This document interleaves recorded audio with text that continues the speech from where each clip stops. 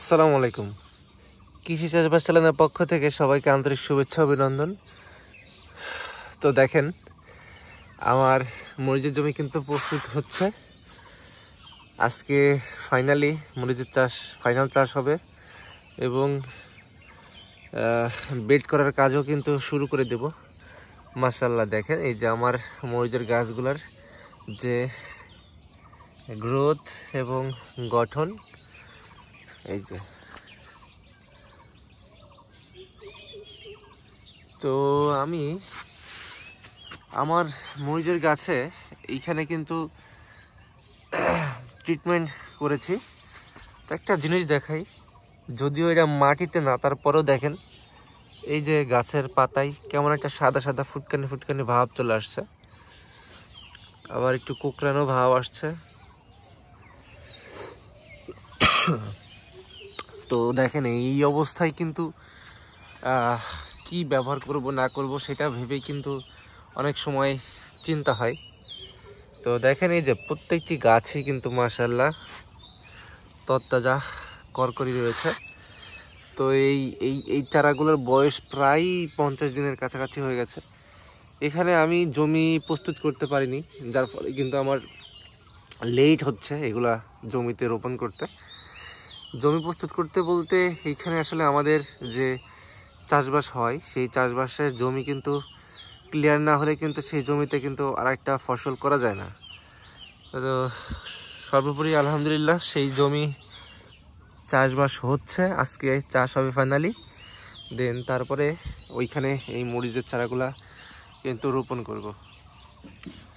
আর আমার যে শশা, এই যে দেখেন শশার কিন্তু এগুলো বের হয়েছে, বাদ বাকিগুলা কেন বের হয়নি সেটা আমার জানা নাই, হয়তো আমার কোনো প্রসেসিংয়ে ভুল ছিল।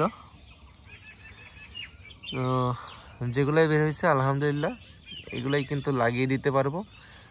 বাদ বাকি কিন্তু আমি অবশ্যই বিচি জমিতে রোপণ করে দেব। তো এই হচ্ছে আমার সর্বশেষ মরিচের প্রজেক্টের অবস্থান। এই যে প্রত্যেকটি চারার যে গঠন প্রণালী দেখেন, খুবই সুন্দর খুবই সুন্দর আলহামদুলিল্লাহ। এগুলো জমিতে দেওয়ার পরে আসলে স্প্রে লাগবে।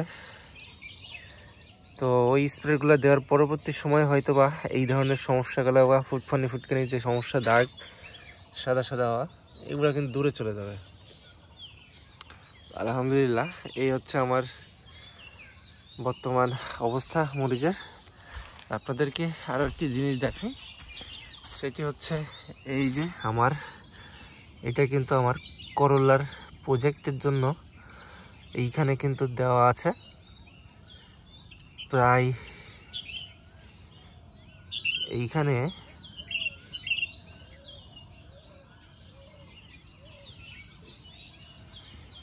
অনেক করলার গাছই বের হয়েছে, আবার অনেকগুলা বেরও হয় নাই। তো সব মিলিয়ে আলহামদুলিল্লাহ প্রায় গাছই বের হয়েছে।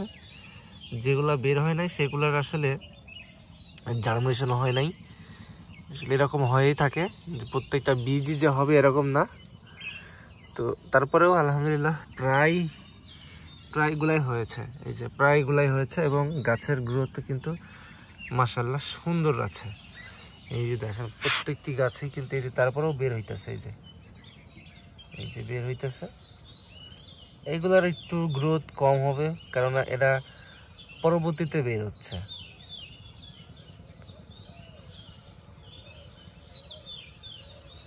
তো আমি অনেক সময় চেষ্টা করি যে এইভাবে গাছগুলোকে হাত দিয়ে তুলে দেওয়ার, কিন্তু এটা কিন্তু উচিত না। তারপরেও আমি এটা দিলাম, কেননা ও যদি উঠতে পারে তাহলেই কিন্তু সে দ্রুত আবার বড় হয়ে যাবে। তো এইভাবেই মূলত আমার চারাগুলো, আমার প্রজেক্টের চারাগুলো বড় হইতেছে আলহামদুলিল্লাহ। এই যে প্রত্যেকটি এরকম ভিতরে আছে, বড় হয়ে যাচ্ছে, এই যে আলহামদুলিল্লাহ সুন্দর।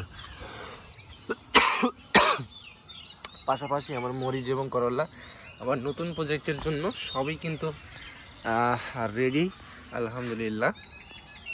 তো সবাই ভালো থাকবেন, সুস্থ থাকবেন, কৃষি চাষবাস চালানোর সাথে থাকবেন, নতুন কিছু দেখতে পারবেন, শিখতে পারবেন। আমার উদ্দেশ্য সবাইকে দেখানো, এবং যদি সেটা আপনাদের ভালো লাগে অবশ্যই সেইভাবে কিন্তু আপনারা চাষবাস করতে পারেন। ধন্যবাদ সবাইকে, আসসালামু আলাইকুম।